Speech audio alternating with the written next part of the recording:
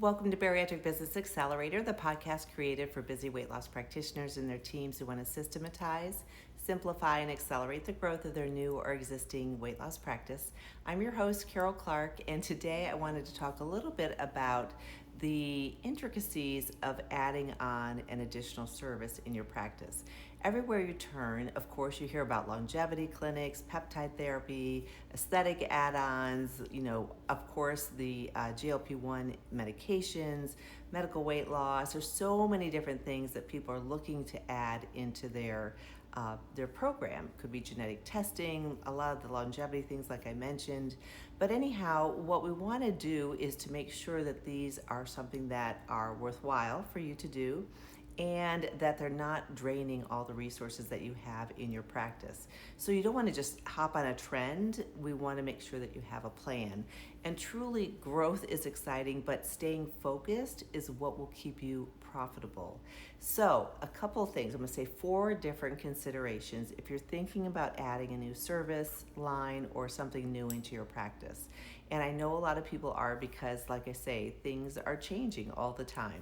And there's new opportunities, great salespeople out there. So the first thing you want to do is evaluate the demand or is it a demand or is it a distraction? Is it something that just sounds really good and you're all excited about, but it's not really something that your clientele really wants, or that's very going to be used very much in your particular area?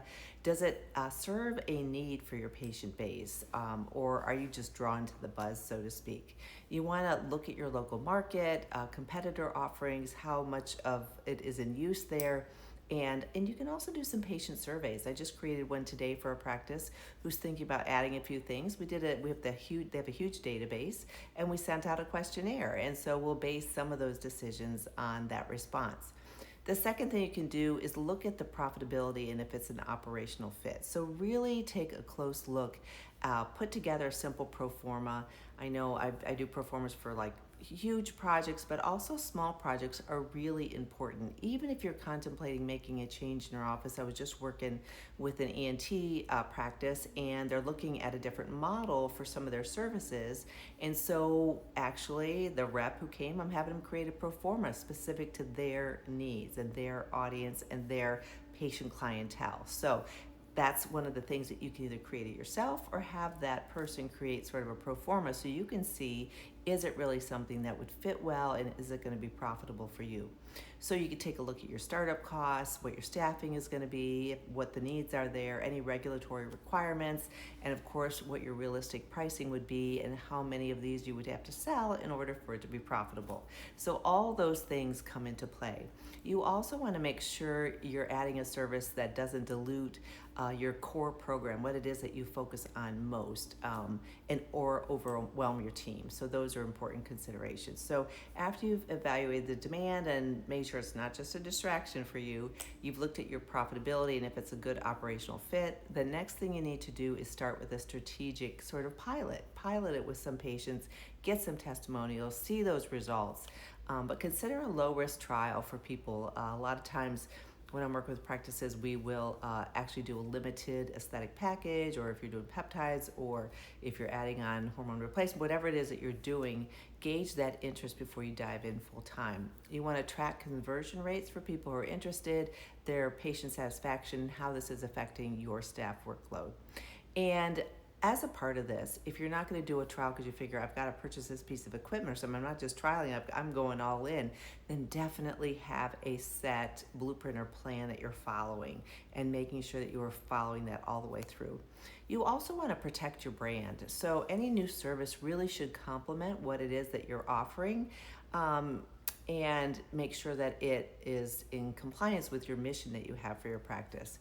Position it as an enhancement to patients, and also maybe it's enhancing their confidence and enhancing their health, and not just a fad that's passing by. So we want to make sure that we follow through on those steps. Remember, growth is exciting, but really staying focused is what keeps you profitable. That's the thing that you have to remember. And choose emerging services that align with your brand, as I mentioned, and as well as your patient needs and desires for things that they want. So you want to make sure that you are moving forward with confidence and you're not moving forward in a chaotic measure that drives your team crazy and confuses your patients and those that are looking to come to your practice. So I hope these few tips have been helpful, these 4 tips as a process to follow. Like I say, there are so many great things as advancements are made. We want to just make sure that you follow this pattern or this way of integrating something new, just because it will help save you so much time, effort, and perhaps some financial outlay that doesn't have a return on investment in the long run. So anyhow, I hope this is helpful. Reach out to me, Karol, Karol at weightlosspracticebuilder.com, if I can help serve you. And I also do opportunity audits with people, so you can find out how to get on my calendar through my website, weightlosspracticebuilder.com. In the meantime, take care.